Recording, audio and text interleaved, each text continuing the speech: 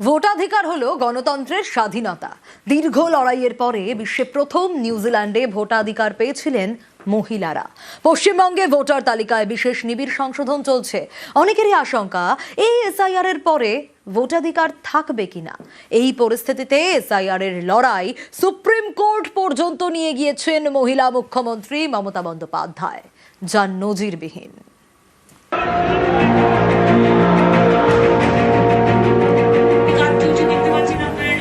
ঘরেও লড়াই, বাইরেও লড়াই, মহিলাদের অস্তিত্ব রক্ষার লড়াই। একসময় ভোট দেওয়ার জন্যও লড়েছিলেন মহিলারা। বহু ঘাত প্রতিঘাত পেরিয়ে বিশ্বে প্রথম 1893 সাল নাগাদ নিউজিল্যান্ডে ভোটাধিকার পান মহিলারা। সে ছিল এক লড়াই। এত বছর পরেও ভোটাধিকার রক্ষার লড়াই চলছে। লড়ছেন এক মহিলা, বাংলার মুখ্যমন্ত্রী মমতা বন্দ্যোপাধ্যায়। অনেকের মতে এই লড়াই নজিরবিহীন, নারী ক্ষমতায়নের দৃষ্টান্ত। পৃথিবীর বিভিন্ন জায়গায় বিভিন্ন সময় বিভিন্ন পরিবর্তনের হাওয়া কিন্তু মহিলাদের আন্দোলনের মাধ্যমে এসছে। সেটা মহিলাদের ভোটাধিকারের কথা হতে পারে। রোটারি ইন্টারন্যাশনালের যদি আপনি আন্দোলন দেখেন, তার মধ্যেও কিন্তু মহিলাদেরকে ইনক্লুড করার একটা বড় আন্দোলন। সেই আন্দোলন থেকে একটা বিশ্বমাপের পরিবর্তন হওয়া। এই সিচুয়েশনটা মহিলারা যে সবসময়ই জননী রূপে পশ্চিমবঙ্গ এবং সমাজকে একটা নতুন পথ দেখায়, সেটা মাতঙ্গিনী হাজরা থেকে মমতা ব্যানার্জি দিনে দিনে আমাদের কাছে প্রকাশ করছে। পশ্চিমবঙ্গে চলা এসআইআর প্রক্রিয়া নিয়ে আপত্তি। নির্বাচন কমিশনের বিরুদ্ধে সুপ্রিম কোর্টে মামলা করেন মমতা বন্দ্যোপাধ্যায়। মামলা করেই থেমে থাকেননি। গত 4 ফেব্রুয়ারি নজিরবিহীন দৃশ্য দেখে সারা দেশ। ভারতের ইতিহাসে প্রথম কোন মুখ্যমন্ত্রী সওয়াল করেন সুপ্রিম কোর্টে। সেই মামলাতেই শুক্রবার বেনজির নির্দেশ দিয়েছে দেশের শীর্ষ আদালত। প্রধান বিচারপতির বেঞ্চ নির্দেশ দেয়, পশ্চিমবঙ্গে জুডিশিয়াল অফিসাররা যুক্তিগ্রাহ্য তথ্য বিভ্রাটের নথিসহ আনুষঙ্গিক সমস্যা যাচাই করবেন। জুডিশিয়াল অফিসারদের সিদ্ধান্তই হবে চূড়ান্ত। জুডিশিয়াল অফিসাররা যে নির্দেশ দেবেন সেটা সুপ্রিম কোর্টের নির্দেশ বলে মনে করতে হবে। দুটো কনস্টিটিউশনাল ফাংশনারিজরা তাদের ডিউটিসগুলো ঠিক মতো যে লিমিট করা আছে কনস্টিটিউশনে, সেই মতো তারা এগোতে পারছে না, এবং এগোতে পারছে না বলে সাফারেন্স হয়ে যাচ্ছে ইলেক্টোরেট। সেইটা তো supreme court as a judiciary, দেখুন আমাদের এখানে আইনটাই হচ্ছে জুডিশিয়ারিকে হস্তক্ষেপ করতে হয় যখন the other organs fail to perform their statutory and constitutional function. অনেকেই মনে করছেন নির্বাচন কমিশন সাংবিধানিক এবং স্বশাসিত প্রতিষ্ঠান। সেই কমিশনের কাজ বিচার বিভাগকে খতিয়ে দেখতে বলা হয়েছে। তাই সুপ্রিম কোর্টের এই নির্দেশ বেনজির।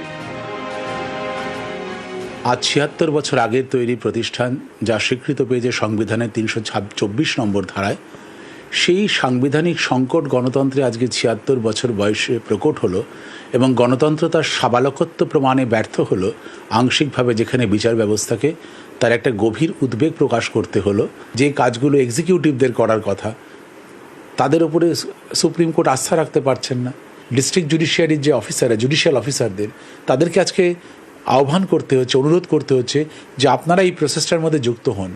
এটা তো ভারতবর্ষের স্বাধীনতার পরে আমরা, মানে এই আইনটা প্রণয়নের পরে আমরা এরকম কোনো পরিস্থিতি হয়েছে বলে জানি না। ভারতের প্রথম মুখ্য নির্বাচন কমিশনার ছিলেন সুকুমার সেন। এক বাঙালির হাত ধরে স্বাধীনতার পরে ভোট কি 1951 সালে তা জেনেছিল দেশ। এত বছর পেরিয়ে যাওয়ার পর 2026-এ ভোটাধিকার রক্ষার লড়াইয়ে আরেক বাঙালি, মুখ্যমন্ত্রী মমতা বন্দ্যোপাধ্যায়। তিনি সুপ্রিম কোর্টে গিয়ে মামলা করেছেন, যে মামলায় নজিরবিহীন নির্দেশ দিয়েছে দেশের শীর্ষ আদালত। নির্বাচন কমিশনের কাজ খতিয়ে দেখবে বিচার বিভাগ। নিউজ 18 বাংলা।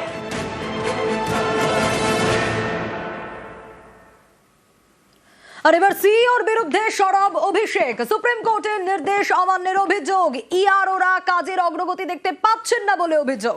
সোশ্যাল মিডিয়াতে সরব হয়েছেন, পোস্ট করেছেন অভিষেক বন্দ্যোপাধ্যায়। কি রয়েছে এক্স্যাক্টলি সেই পোস্টে, আরো ডিটেইল জানাতে পারবে আবির রয়েছে আমার সঙ্গে। আবির, দেখো, 3টে পয়েন্ট অভিষেক বন্দ্যোপাধ্যায় তুলে ধরেছেন, এবং তিনি যেগুলো তুলে ধরেছেন তার সপক্ষে বেশ কতগুলো টেক্সট তিনি এদিনকে পোস্ট করেছেন। তবে মূলত তার যেটা অভিযোগ, সেটা হচ্ছে যে 9 ফেব্রুয়ারি 2026-এ সুপ্রিম কোর্টের তরফ থেকে যে আদেশ দেওয়া হচ্ছিল, তার অভিযোগ যে সেই আদেশ মান্যতা পাচ্ছে না। চূড়ান্ত সিদ্ধান্ত যেখানে শুধুমাত্র ইআরওদের নেওয়ার কথা, তারা সেটা গ্রহণ করতে পারছেন না। এবং কেন তিনি বলছেন তার সপক্ষে সেই টেক্সটগুলোকে তিনি দিয়েছেন তার এক্স হ্যান্ডেল করতে। একই সঙ্গে তিনি উল্লেখ করেছেন যে নির্বাচন কমিশনের যে নিজস্ব সিদ্ধান্ত ছিল, সেখানেও বলা হয়েছিল যে প্রত্যেকটা বিধানসভা নির্বাচন ক্ষেত্রে বিহারও দেখবেন যাতে কোনো যোগ্য নাগরিক বা ভোটার যেন বাদ না পড়েন এবং কোনো অযোগ্য ব্যক্তিকে যাতে অন্তর্ভুক্ত না করা হয় তা নিশ্চিত করতে হবে তাদেরকে, এবং তা নিশ্চিত করতে না পারলে তার জন্য তারাই দায়ী থাকবেন। কিন্তু এক্ষেত্রে দাঁড়িয়েও যে নিয়মগুলো পালন করা দরকার সেই পালনগুলো তারা কোনোভাবেই পালন করে উঠতে পারছেন না, কোথাও একটা বাধা তৈরি করা হচ্ছে, এই সংক্রান্ত অভিযোগই মূলত সোশ্যাল মিডিয়াতে পোস্ট করে অভিযোগ করেছেন অভিষেক বন্দ্যোপাধ্যায়। বেশ।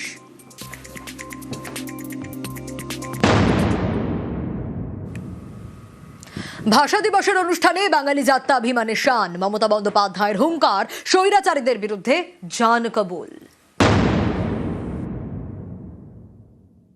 আগে বাংলাকে ভালোবাসুন, তারপরে বাংলাকে অসম্মান করবেন। জোট বাঁধুন, তৈরি হন, স্বৈরতন্ত্রের বিরুদ্ধে, স্বৈরাচারের বিরুদ্ধে জান দিতে তৈরি আছি, জীবন দেব না। বাংলা বললেই বাংলাদেশি সন্দেহ, বাংলার বাইরে বাঙালিদের হেনস্থা, এই সব অভিযোগে বেশ কয়েকদিন ধরেই সরব তৃণমূল। এবার ভাষা দিবসের অনুষ্ঠান থেকে জাত্যাভিমানের শান মমতা বন্দ্যোপাধ্যায়ের, চড়ালেন সুর। 21 মানে শুধু ভাষা নয়, 21 মানে মানবিকতা, 21 মানে সর্বভাষার সংহতির এক দর্পণ। সব ভাষাকে সম্মান জানাই আমরা, সব ভাষার উপরেও যদি কোনোদিন কোনো আঘাত আসে যে কোনো ভাষার উপর, আমরা কিন্তু রুখে দাঁড়াবো। কিন্তু দয়া করে আমাদের ভাষাটাকে অসম্মান করবেন না। আমি অনেক জায়গায় দেখতে পাচ্ছি বাংলা ভাষায় কথা বললে তার পেছনে একটা অনুপ্রবেশকারী তকমা লাগিয়ে দিয়ে তাদের উপর অত্যাচার করা হচ্ছে। আমাদের অস্মিতাকে অসম্মান করতে হবে? আমাদের ভাষায় কথা বলা কি অপরাধ? স্বাধীনতা আন্দোলনে তারা ফাঁসির মঞ্চে গেছেন, তার 90% বাংলার লোক। কখনো বিদ্যাসাগরকে অসম্মান করেন, কখনো রাজা রামমোহন রায়কে অসম্মান করেন, কখনো রামকৃষ্ণ পরমহংসদেবকে অসম্মান করেন, কখনো স্বামীজিকে অসম্মান করেন, কখনো নেতাজিকে অসম্মান করেন, কখনো বাংলার মাটিতে অসম্মান করেন। আর সেই বাংলায় সব এজেন্সি দিয়ে গায়ের জোরে সব করায়ত্ত করতে চান। গায়ের জোরে আর যাই করুন, মনে রাখবেন আম গাছে কখনো আমড়া হয় না, আর পেয়ারা গাছে কখনো বাবলার কাটা হয় না। আগে বাংলাকে ভালোবাসুন, তারপরে বাংলাকে অসম্মান করবেন। জোট বাঁধুন, তৈরি হন, স্বৈরতন্ত্রের বিরুদ্ধে, স্বৈরাচারের বিরুদ্ধে জান দিতে তৈরি আছি, জীবন দেব না। দেশটা তো ভারতবর্ষ, এই দেশে আমার এখানেও 1 কোটি 1.5 কোটি লোক কাজ করেন বাইরের। কই তাদের তো আমরা ভাই বোনের মতো সম্মান করি। তাহলে আমাদের লোকেরা কি অপরাধ করলো যে আজকে তাদের উপরে সন্ত্রাস চালাতে হবে, বুলডোজার চালাতে হবে, আমাদের অস্মিতাকে অসম্মান করতে হবে? আমাদের ভাষায় কথা বলা কি অপরাধ? আমাদের ভাষাকে দখল করার চেষ্টা করা হবে, বাংলার মানুষের অধিকারকে কেড়ে নেওয়া হবে। আমরা তো কারো অধিকার কারার পক্ষে নই, আমরা গণতন্ত্রের পক্ষে। আর যারা অত্যাচার করছেন একটা পার্টিকুলার বিধর্মী কিছু লোকজন, বাংলা বিদ্বেষী। আগের বার সাহিত্য একাডেমি দিল্লির, যেটা আমার একটা বই সিলেক্ট হয়েছিল তাই বাংলাকে বাদ দিয়েছিল। আমি ওদের কোনো উপহার পাওয়ার জন্য লালায়িত নই। এবছরও আপনারা বাংলাকে দেননি। কেন দেননি? বাংলায় সাহিত্যিক নেই, বাংলায় সাংস্কৃতিক মনোনীত লোক নেই, বাংলা কবিতা লেখে না, বাংলা গান রচনা করে না, বাংলায় সংস্কৃতি প্রবণ মানুষ নেই, বাংলায় চলচ্চিত্র নেই। বাংলাকে এত অসম্মান কেন করেন? মনে রাখবেন 21 মানেই সংগ্রাম, আর 21 মানে অঙ্গীকার। জান দেব তবু মান দেব না, মানব না বাংলার অসম্মান। নিউজ 18 বাংলা।